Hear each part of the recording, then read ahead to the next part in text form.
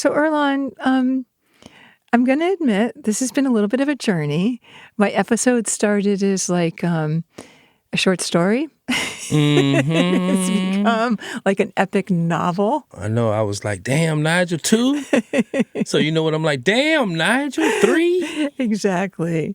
This is like a quarter of the season, ain't it? Okay, but you know what?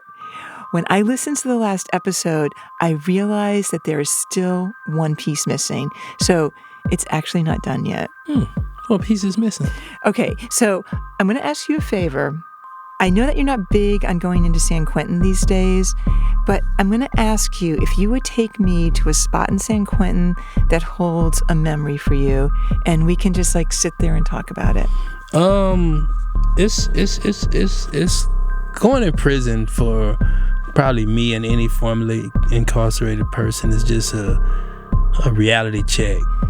Well, I mean, what I've noticed about you is the longer you're out, at least this is what is expressed externally, the longer you're out, the less you want to go in, is what I've noticed. Because I feel like when you first got out, it wasn't, at least you didn't act like it was hard for you to go in. So it seemed like you were fine with it. But what I have noticed over the last maybe 6 months to a year is you don't want to go in there. Yeah, I think sometimes it just get to the realization that, you know, you don't want to see I don't want to see as much prison as I've been seeing for the last 30-something years. So I just try to see it less and less at times. I hear you, and I really am sympathetic. Honestly, I am. But would you be willing to do it for this story? For the story. Definitely, I will. I'll definitely do it for this story. For sure. For sure. Thank you, my friend. I'm Nigel Poor. I'm Earlonne Woods, and this is Ear Hustle from PRX's Radiotopia.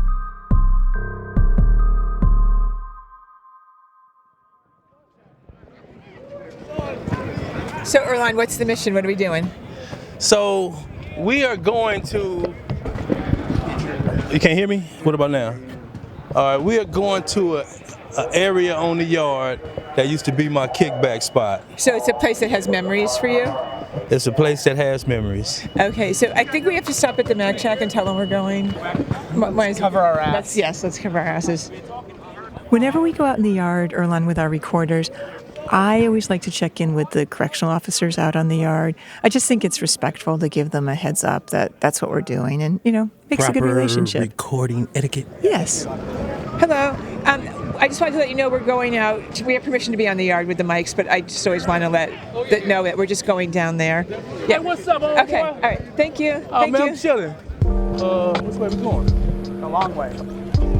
So we are heading to a location that I used to spend most of my time at. I ain't gonna say most of my time, but when I was on the yard, this is one of the spots we'd be. If I wasn't jogging or working out or stuff like that, the place that we're about to go was the kickback spot. Is this pre-Ear Hustle or during Ear Hustle? Most of it is pre-Ear Hustle, because when Ear Hustle started, I kind of like straightened it out a little bit. You know, I kind of changed my tune. Okay, so Earlonne, can you like situate us? Where is this spot? So this spot is in the middle of the main prison yard, right? It's right next to the baseball field. Okay. And it's a little dugout, you know, you can see out, but people tend to not notice you when you're in there. They overlook you. Okay, so it's not like you're completely hidden. Nope. But somehow you're able to just hide in plain sight. Exactly. Don't this separates you from the yard? It totally separates you from the yard. You're in a whole nother realm. Well, there's a chain link fence in front of you. There's a chain link fence behind you and above you, and you're like in this corridor. It is weird that it's so calm considering how much is going on around us. Yeah. But it's a whole different world. It's a cage, yeah. cage. But it doesn't make you feel caged in, No, it doesn't. right? Nah. And you got eyes on everything you need to, you know what I'm saying? And do you think it's because of the view outside the prison that makes you feel like you're not hemmed in? well, it would only be the mountains, because that's the only view you got, you know? And then also you also get like National Geographic right here, because pigeons don't fly that way because that's the predator area over there. That's where all the hawks and what's the other ones? Not the hawks, the falcons. Yeah, the hawks and the falcons live over there. So it's out of bounds for the birds. Like they can't go in that area. I never noticed that. If They don't fly that way? They don't fly that way. Hell no, they don't fly that way. That is danger zone. So we used to sit here and you can see the hawks picking up snakes, all kind of stuff if you just like pay attention. But we was meditating, so we was focused, you know. You see deers up there, all kind of stuff. You see people walking by. That's so Wonder cool. who they are. Like see that road up there? Yep. So that's where a lot of the officers live. Oh. They live up in that area. Oh, so you get a full-on view. Yeah. Interesting. And what's the memory that you associate with being here? Freedom. You know, this is the place we used to come and free our mind. You know, exfoliate. Exfoliate. When cats see us over here, cats that we fuck with, they know to hurry up.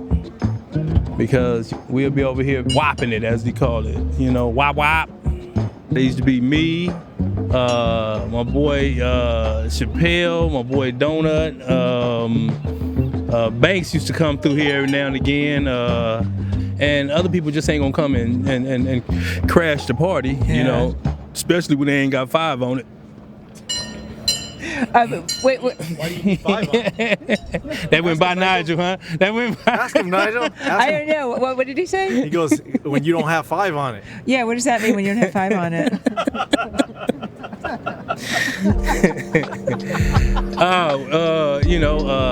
It was a famous song from the Bay Area back in the day. Okay, I got 5 on it. And what does it mean? It just means you pitching in. That you got $5 on whatever going on over here.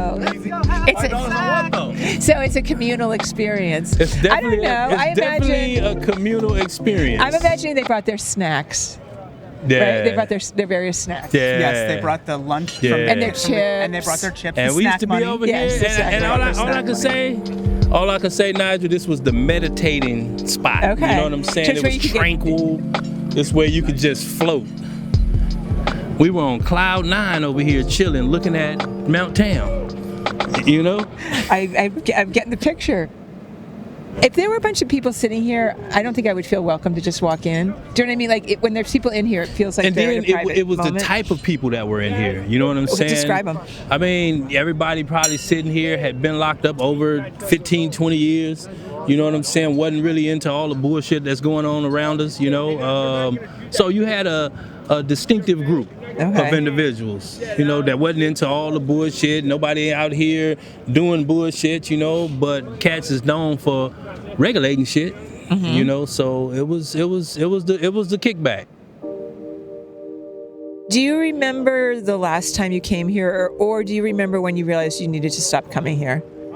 I remember one time I had stopped coming here. I wasn't partaking in the underworld, you know. What changed that?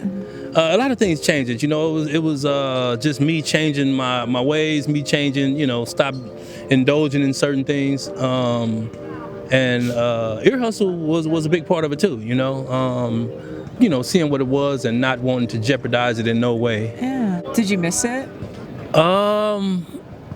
Did I miss it?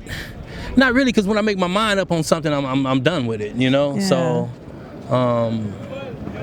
And you know how sometimes when you change where you hang out, the people you hung out with are not happy about it? Did anyone give you a hard time? No. I'm a real one, Nige. They understood? They understood. Okay, I'm going to take you to my spot now. Okay. All right. It's back towards education, and it will be very brief. Bye, underworld.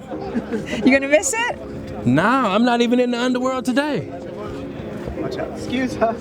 Okay, we're taking the shortcut. We're I walking left by the the guys underworld playing. alone. That's probably good. You know what I realized, Earlonne?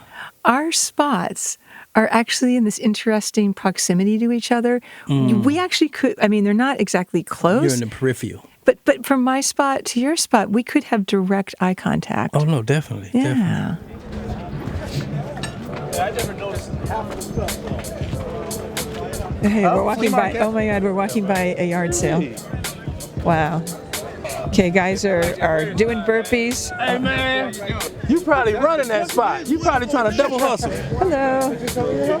Hello, What's up, hello. How you doing? All right, how y'all doing? Okay, so we're walking towards my spot now, and whenever I think of this spot, it's quiet. So I wish right now it was really quiet. So you're going to just have to imagine that there's nobody really around. So this is Nigel's spot? This is my spot. Okay, so we're coming towards education, and we're going to stop right here. So we're standing in front of education by a chain link fence, and we're looking out to the yard. And this spot makes me really And emotional. she's holding on to the gate, got her fingers through it. Yep, because this is part of the memory. Okay, so this is a hard one. Hello. All the We time. won't film you, don't worry. So when we started Ear Hustle, I used to be in here a lot, and I would come in sometimes like at 8 in the morning, and I'd be Yeah. here until the yard closed. Yeah. And we just were like so deep into creating something that we didn't know what it was going to become. And this is a path I always walk by, and I remember really distinctly, I don't remember the day, but it was an evening in the fall, and I was leaving, and it was dusk, and I stopped here, and I looked out, and I knew that we were going to do something really important. And I put my hand up on this fence, and I looked through all the little links, and I thought that every link was a story, and that there was nothing in the links yet, but we were going to fill them all in. And there were enough links here that we would never run out of stories to do. And so every time I come by here, I think about it. I've never told anyone about it. And it's such a bland place. It's just a stupid chain link fence that looks out into a prison yard. But to me, it's about possibility. And it's about being able to see things where other people don't see them. And in my memory, you were here with me, but I'm not sure you were. But in my memory, you were standing next to me, and we both just looked out through the chain link, and we didn't say much. And I think I just said to you, "This is really beautiful," and you said it is. And the sun was going down. So that's my memory place. This is your memory place. Yeah. Okay. These are like little lenses in a camera. Each one you look through is like looking through Something a different. lens. Yeah, and it's going to show you something different. So that's your memory, huh? It was just clear that quietly we were going to do something that mattered. So, Huh. and it worked out. Uh-oh.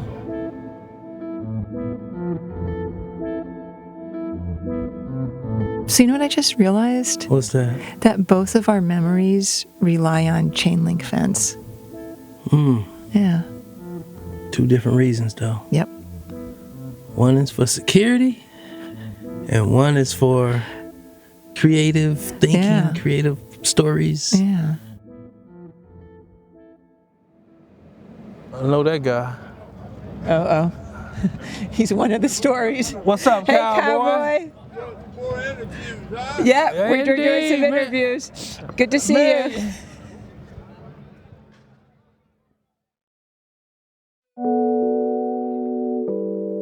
See, seeing Cowboy takes it all the way back to the beginning when you said that I don't like to come into prison as much. Into prison or to San Quentin? Well, I say to San Quentin, Yeah. because, you see individuals that's still there, Yeah. that's still, doing pretty much the same stuff, when you were in there. And in my mind, it go deeper than that. It go into you still going through the strip searches, you still going through the whatever, the Yeah. prison bullshit. I don't have that struggle no more. So seeing people that was in the same struggle that I was in and I'm no longer in it and I see them still in it is it affects you. It hits you in different spots. Well, and Cowboy is a good example of that because he is someone who does the same thing every day. Every day. Yeah, you can count on him. Well, I appreciate that, Earlonne. It's really interesting to hear that. And I know when I started this episode, it was really supposed to be about death row. And then it grew into something about memory in general and how places hold memory for people. And I felt like it wasn't going to be done until we both had the opportunity to talk about a place in San Quentin that was meaningful to us. Just don't admit you built this one. No, I really wanted to find a way for us to acknowledge just the importance of that place and the history we have there. I didn't want to leave us out of the story, you know? Okay. I'm glad to be on this journey with you. Glad to be on it with you as well, my friend. Yeah.